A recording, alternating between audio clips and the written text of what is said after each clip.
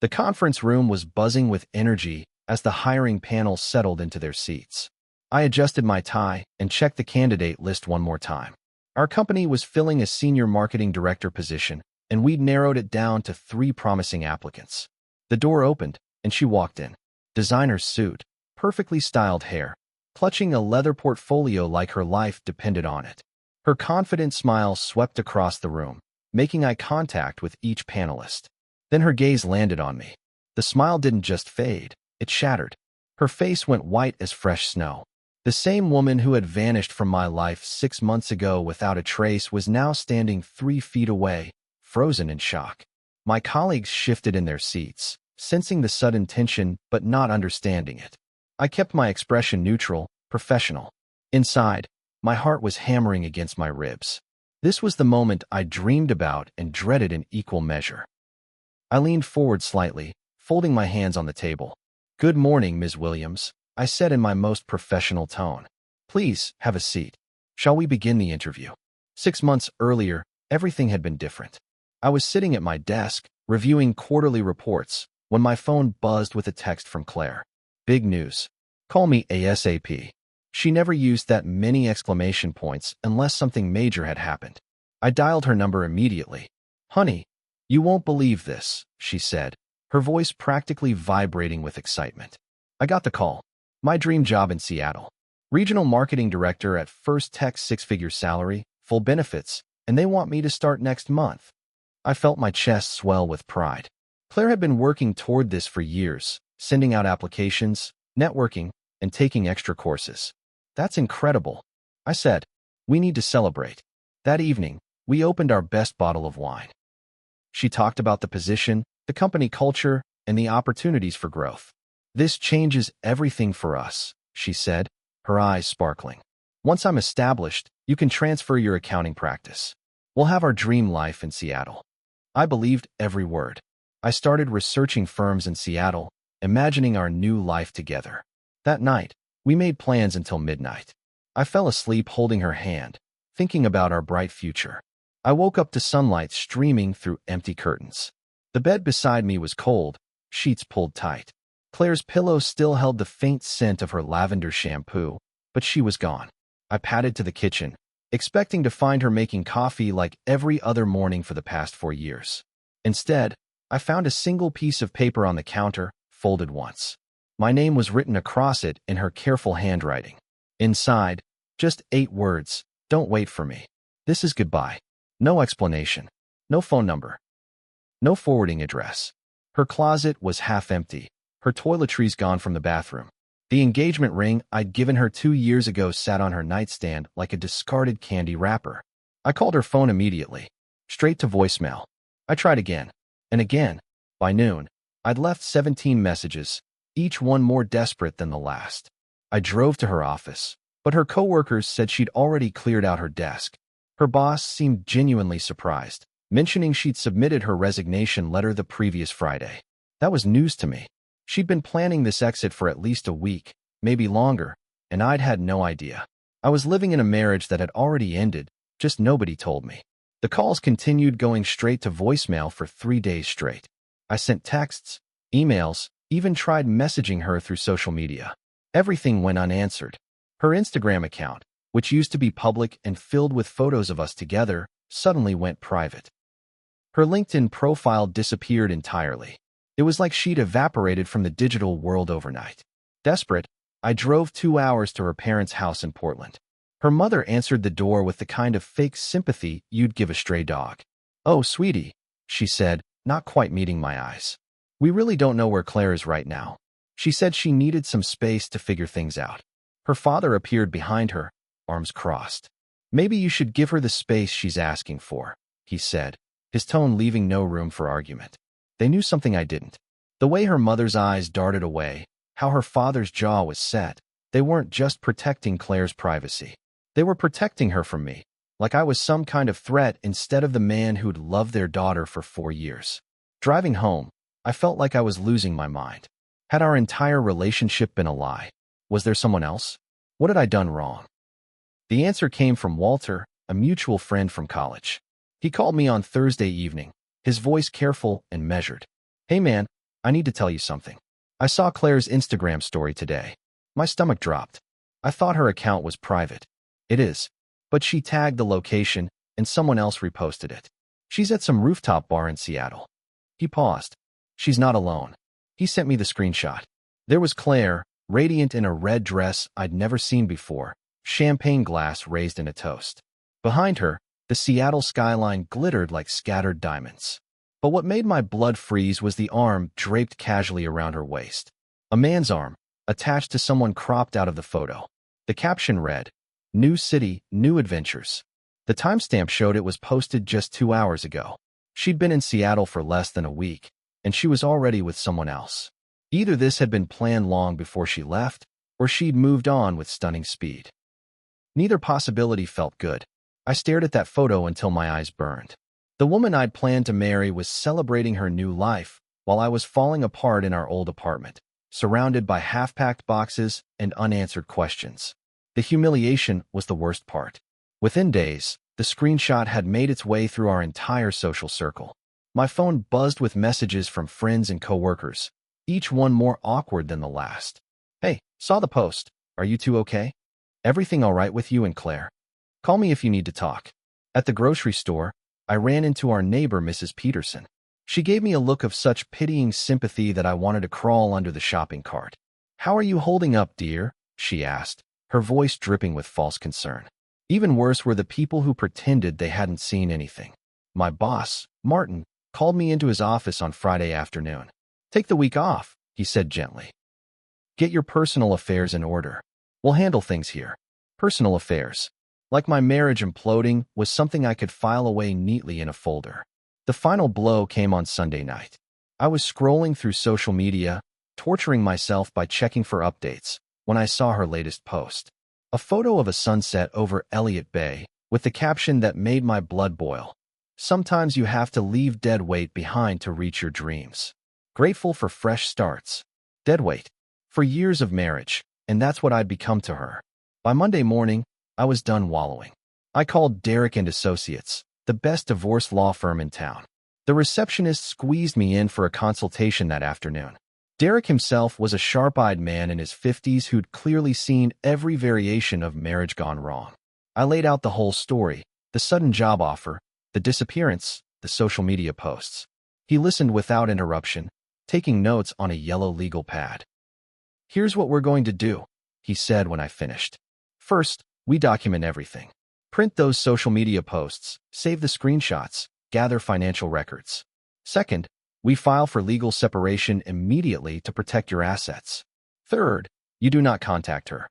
Not once. Let her lawyers do the talking." He leaned back in his chair. "She's going to hang herself with her own rope. People who abandon their marriages like this usually make mistakes. Big ones." I spent the next 3 days gathering evidence. Bank statements, mortgage papers, emails about the house we'd bought together, documentation of every shared expense. Derek was thorough. "The key is showing abandonment," he explained. "She left the marital home, cut off communication, and is clearly living with someone else.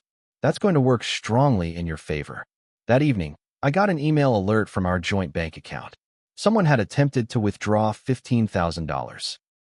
Thanks to Derek's quick work, the withdrawal was blocked.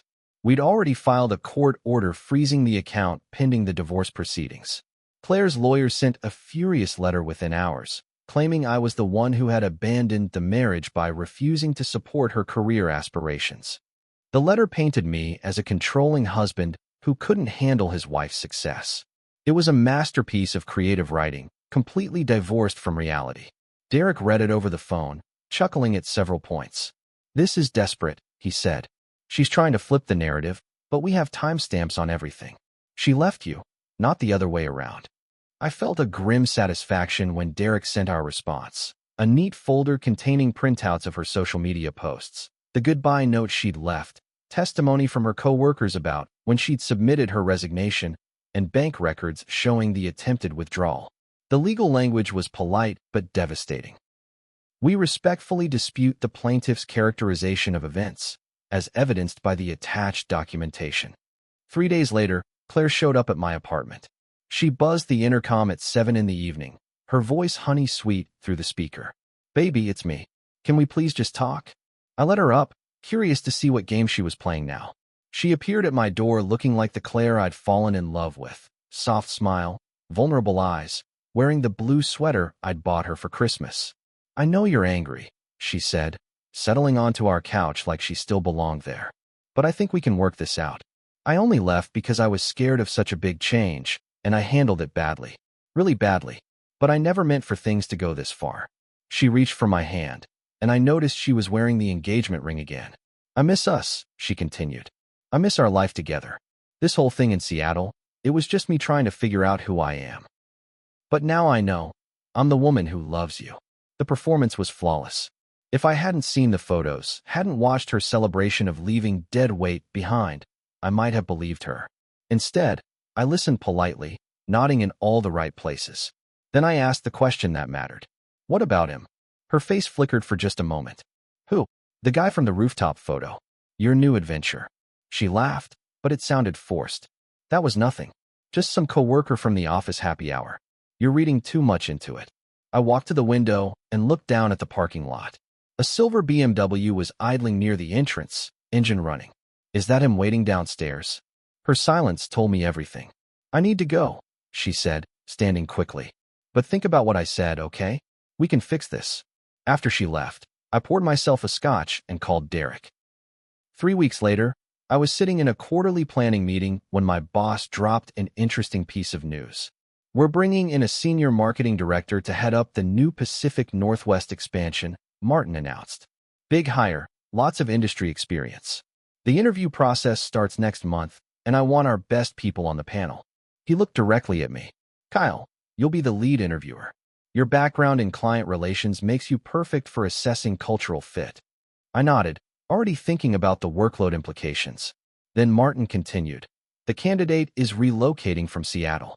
Someone with First Tech on their resume. Should be interesting. First Tech. The same company where Claire had landed her dream job. The Pacific Northwest was a small professional world. Everyone knew everyone. I made a mental note to research the candidate pool, but didn't think much more about it. The divorce proceedings were consuming most of my mental energy anyway. Derek had been right about Claire making mistakes. Her lawyer had submitted financial declarations that contradicted her social media posts. Hard to claim financial hardship when you're posting photos from expensive Seattle restaurants. 2 days later, Martin emailed the interview schedule. 3 candidates, spaced throughout the following week. I skimmed the names, then stopped cold on the third one. Williams, Claire E. My Claire had never used her middle initial professionally before, but there was no mistaking it. Same birthday on the application, same university, same work history I knew by heart. I spent the weekend in a strange state of calm. Derek advised me to recuse myself from the interview, but I had a better idea. This is completely professional, I told him. I'm the most qualified person to assess her capabilities because I know her work history better than anyone. If I recuse myself, it looks suspicious. He was skeptical, but I assured him I would keep everything above board. I spent Sunday researching standard interview questions, reviewing our company policies, and preparing a fair but thorough evaluation process. I also printed out every social media post Claire had made since leaving Seattle, just in case. Monday morning arrived gray and drizzly, typical for November. I got to the office early, reviewed the candidate files one more time, and set up the conference room. Our HR director, Amanda, would be joining me, along with Martin. 3 professional colleagues conducting a routine interview for an important position. At 10 a.m. sharp, Amanda called to let me know our candidate had arrived. She's in the lobby, she said. Very polished, great first impression. Should we bring her up? I straightened my tie and shuffled the papers on the table. Send her up. Let's get started. I heard the elevator ding, followed by the click of heels on marble flooring. Amanda's voice grew closer, making pleasant small talk about the weather and the commute from Seattle. Then the conference room door opened, and there she was. Good morning, Ms. Williams, I said, gesturing to the chair across from me. Please, make yourself comfortable. Claire sat down stiffly, her portfolio clutched against her chest like armor. Her eyes darted between Martin and Amanda, clearly calculating whether she should acknowledge our relationship or pretend we were strangers. I made the choice for her by maintaining perfect professional distance. Let's start with some background, I said, consulting my notes. Walk us through your experience at First Tech. What were your primary responsibilities? She launched into a rehearsed answer about client engagement and strategic partnerships. Her voice was steady, but I could see the tremor in her hands as she turned the pages of her portfolio. Amanda took notes, nodding approvingly. Martin seemed impressed by her credentials on paper. Then I asked the first real question. Can you describe a recent leadership challenge you faced in your current role? Something that requires you to make difficult decisions under pressure. Claire's smile flickered. She told a story about managing a product launch during a budget crisis, speaking confidently about stakeholder management and resource allocation. It was a good story. It was also complete fiction. I knew because I'd been following First Tech's public communications since she started working there. They hadn't launched any new products in the past 6 months. Their biggest news had been a partnership announcement with a local startup, hardly the kind of crisis she was describing. I reached into my folder and pulled out a printout of First Tech's recent press releases, along with a screenshot of their LinkedIn company page. I slid it across the table casually, like I was sharing supplementary materials. These are First Tech's recent public announcements, I said. I'm curious how your product launch aligned with their published strategic initiatives. Claire looked down at the papers and went pale. The press releases clearly showed no product launches, no budget crises, no leadership challenges matching her story. Amanda and Martin leaned forward, suddenly interested in why our candidate was staring at the documents like they might bite her. That is to say, Claire stammered, her polished composure cracking. There might be some confusion about timelines. Of course, I said smoothly. Let's try a different approach. Tell us about your most significant professional achievement in the past 6 months. Something you're particularly proud of. This time, she couldn't even attempt an answer. Her hands were shaking visibly now, and beads of sweat had formed along her hairline despite the cool conference room temperature. Martin and Amanda exchanged glances. In 15 years of conducting interviews, I'd never seen a candidate fall apart so completely over basic questions about their current job. Perhaps we should move on to discussing your salary expectations, Amanda suggested kindly, trying to salvage what was clearly a disaster. But Claire was already standing up, gathering her papers with jerky, panicked movements. I think there might be some scheduling confusion, Claire said, her voice higher than usual. Perhaps we should reschedule when I can better prepare. She was already backing toward the door. I remained seated, maintaining the same professional demeanor I'd held throughout the interview. Of course, I said. Amanda can work with you on rescheduling if you'd like. But we all knew there wouldn't be a rescheduling. As she fumbled with the door handle, Claire shot me a look that was equal parts fury and desperation. Under her breath, just loud enough for me to hear, she hissed, "You ruined my life." I met her eyes steadily. You did that all by yourself. After she left, the room was quiet for a long moment. Finally, Martin cleared his throat. Well, he said, I think we can mark that one as a no. Amanda was already writing notes on her evaluation form. Inconsistent work history, inability to discuss current role, unprofessional behavior under basic questioning. Definitely not a fit for our company culture. I gathered my papers calmly, but inside I was feeling something I hadn't experienced in months: satisfaction. Not cruel revenge, just the simple pleasure of watching someone face the consequences of their choices. Claire had burned bridges when she left me, and now she was discovering that actions have ripple effects in a small professional world. She'd gambled her marriage, her credibility, and her reputation on a fresh start that was already crumbling. Within 48 hours, I started getting messages from mutual friends. The first was from Amy, Claire's college roommate. Hey, I heard Claire had a rough interview yesterday. She's telling people you sabotaged her career. Just wanted to check if you're okay.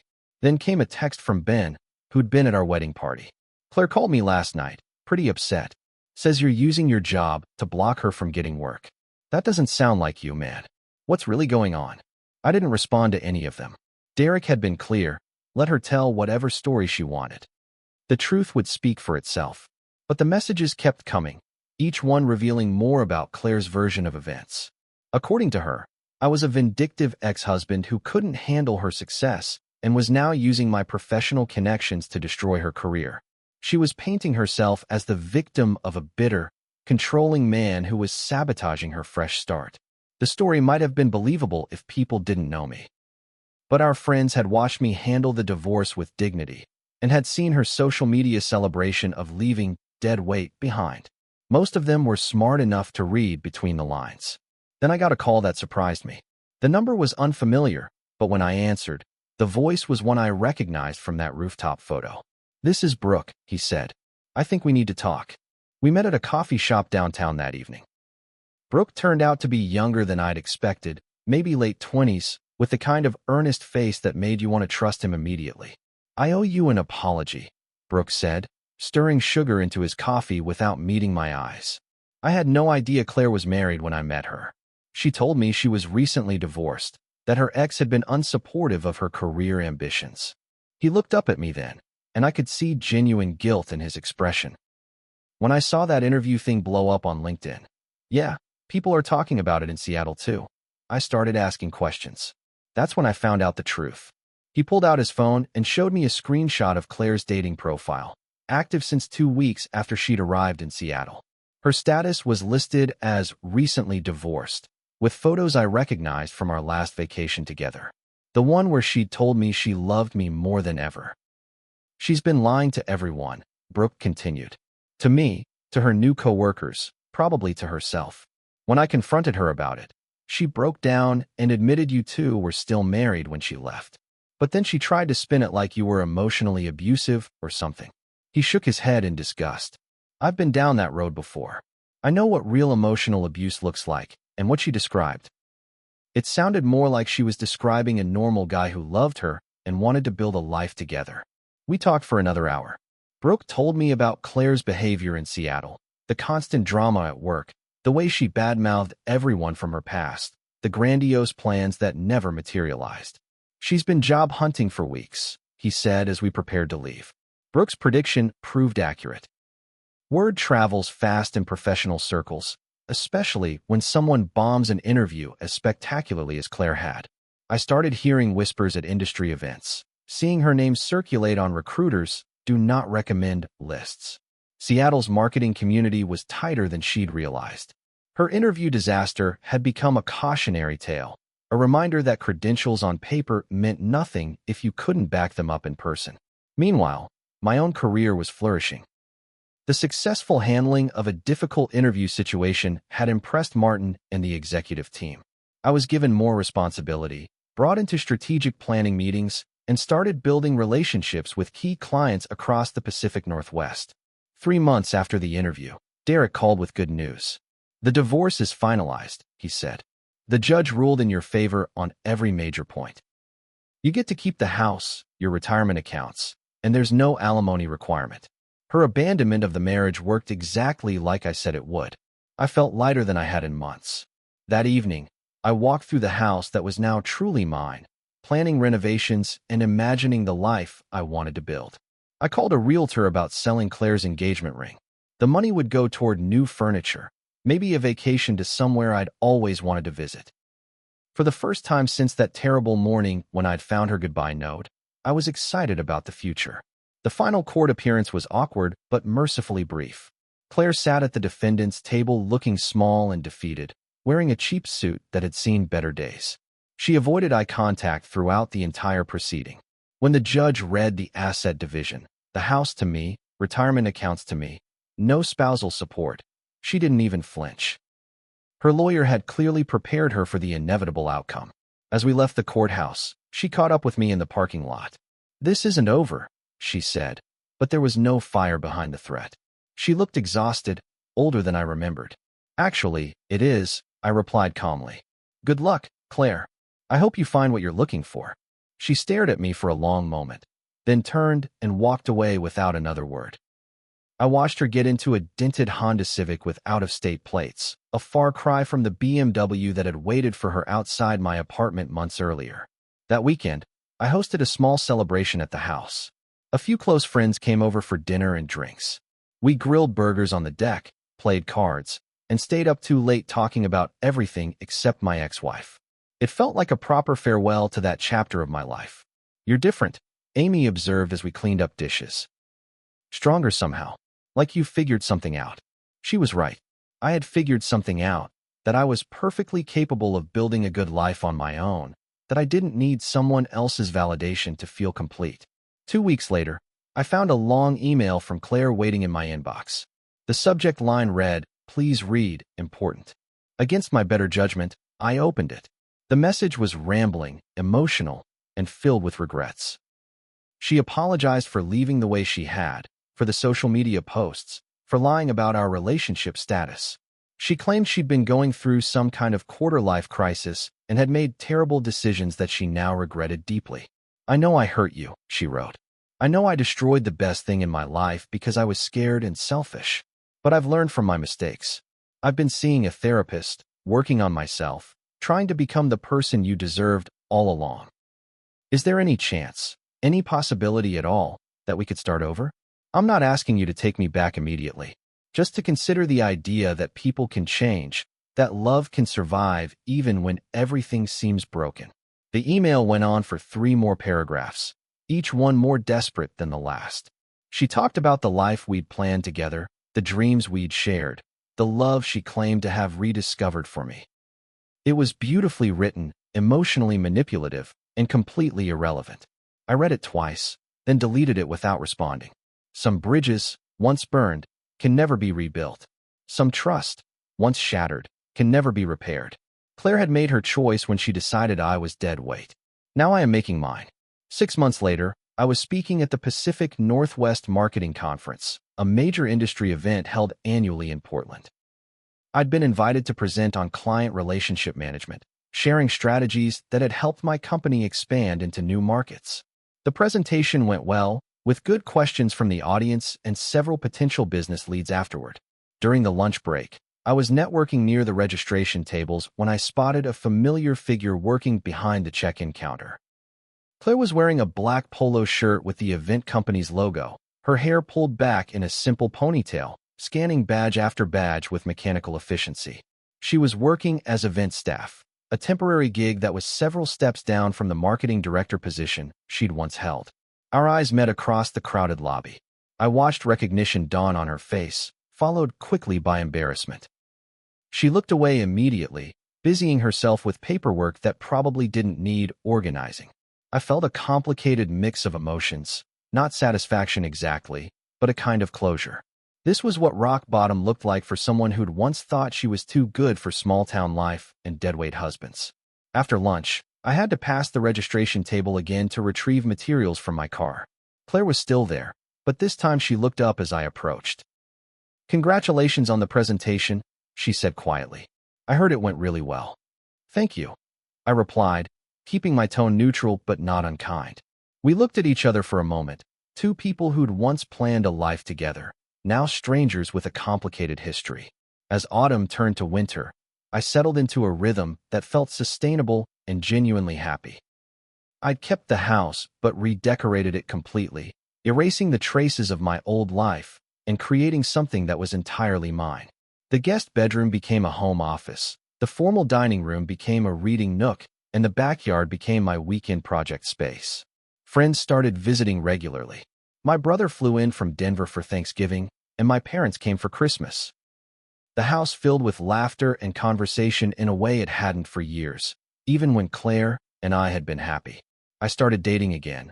Nothing serious, just coffee meetings and dinner dates with women who shared my interests. It felt good to remember who I was outside of that marriage. Someone with opinions and hobbies and dreams that didn't revolve around making someone else happy. At work, I was thriving. The successful conference presentation had led to speaking opportunities at other events, and my client portfolio had expanded significantly. Martin hinted at a promotion in the coming year, possibly to department head. One evening, I was having drinks with colleagues after work when Amy mentioned running into Claire at the grocery store. "She asked about you," Amy said carefully. "I told her you were doing well, and she seemed, I don't know, genuinely glad to hear it. But then she said something weird. She said people still think you ruined her career on purpose." I shrugged. Let them think about what they want. I know what happened. The promotion came through in March, along with a significant salary increase and expanded responsibilities. As the new department head, I had input on hiring decisions not just for my own team, but for related departments throughout the region.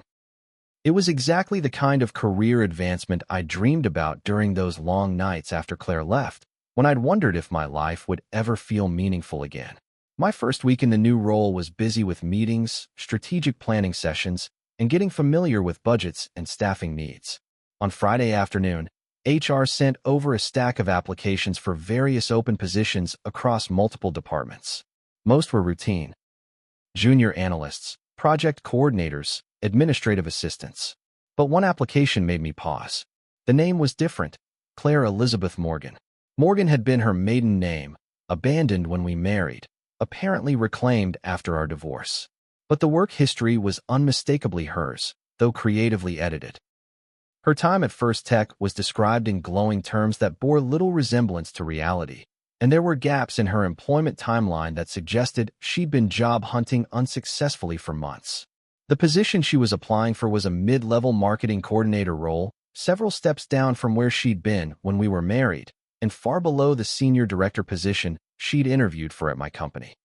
It was the kind of position someone takes when they're desperate and running out of options. I stared at the application for a long time, thinking about karma and consequences and the strange ways life comes full circle. I didn't even send Claire's application to the interview stage. There was no vindictive pleasure in the decision, just a simple recognition that she wasn't the right fit for our company culture. Her work history showed a pattern of job hopping and inflated responsibilities that wouldn't mesh well with our collaborative environment. Besides, we had stronger candidates who didn't come with complicated personal histories. I wrote a standard rejection letter. Thank you for your interest in our organization. After careful consideration, we have decided to pursue other candidates whose experience more closely aligns with our current needs. We wish you the best in your job search. Professional, polite, final. The letter went out on Monday morning through our automated system. By Wednesday, there was an email waiting in my personal inbox. The subject line was simple: why? The message was even shorter: why can't you just let me live? I stared at those 6 words for a long time, struck by the irony. She was asking me to let her live, but she was the one who'd declared our life together dead weight worth abandoning. She was asking for mercy from someone she'd shown no mercy to when she'd left without explanation or consideration. I thought about responding, explaining that the rejection had nothing to do with our personal history and everything to do with professional qualifications. But what would be the point? Claire had spent months constructing a narrative where I was the villain in her story, sabotaging her success out of spite. Nothing I could say would change that narrative, because accepting responsibility for her own choices was apparently beyond her capability. 3 months later, I was running errands on a Saturday morning when I spotted Claire sitting alone at a corner table in the coffee shop where Brooke and I had met almost a year earlier. She looked tired, older, wearing jeans and a sweater that had seen better days. Her laptop was open, and she appeared to be working on applications or cover letters. The kind of grinding, hopeless task that defines long-term unemployment. She noticed me before I could decide whether to acknowledge her or slip out quietly. "Kyle," she said, closing the laptop. "Do you have a minute?" Against my better judgment, I sat down across from her. Up close, I could see the toll the past year had taken. There were lines around her eyes that hadn't been there when we were married, and her hands showed the stress-related habits she'd developed in college. Bitten nails, picked cuticles. "I wanted to ask you something," she said, her voice barely above a whisper. "Do you feel proud of yourself? Watching me struggle while you get promoted and make speeches at conferences? Does it make you feel powerful, seeing me reduced to this?" I looked at her for a long moment. This woman who'd once been the center of my world, who'd promised to build a life with me and then vanished when something better came along. "I feel free," I said simply. "That's all I've ever wanted since the morning I found your note. Just to be free of the anger and the hurt and to wonder what I did wrong." She stared at me, searching my face for something: regret, maybe, or lingering affection she could manipulate. But there was nothing left to find. A year after that coffee shop encounter, I was back in the same conference room where Claire and I had first met as interviewer and candidate. But this time, I was signing a partnership agreement with First Tech's biggest competitor, a deal that would expand my company's reach throughout the entire Pacific Northwest. The irony wasn't lost on me. I was now working in the exact market where Claire had once thought she'd build her dream career, occupying the kind of senior strategic role she'd abandoned our marriage to pursue. As I shook hands with the executive team and posed for photos that would later appear in industry publications, I thought about the strange journey that had brought me here. Claire's betrayal had forced me to rebuild my life from scratch, to discover strengths I didn't know I possessed, to create a version of myself that was more confident and capable than the man who'd been left behind in an empty apartment. I didn't need revenge because I'd gotten something better. A life that was entirely my own, built on my own terms, free from the anxiety of trying to make someone else happy at the cost of my own fulfillment. That evening, I drove home to my house, not our house, but mine, and poured myself a celebratory scotch. I thought about calling someone to share the news, then realized I didn't need to. The success was enough on its own. I'd learned that the best revenge isn't hurting someone who hurt you. It's building something so good that their opinion becomes irrelevant. I didn't need to win against Claire. I just needed to win without her.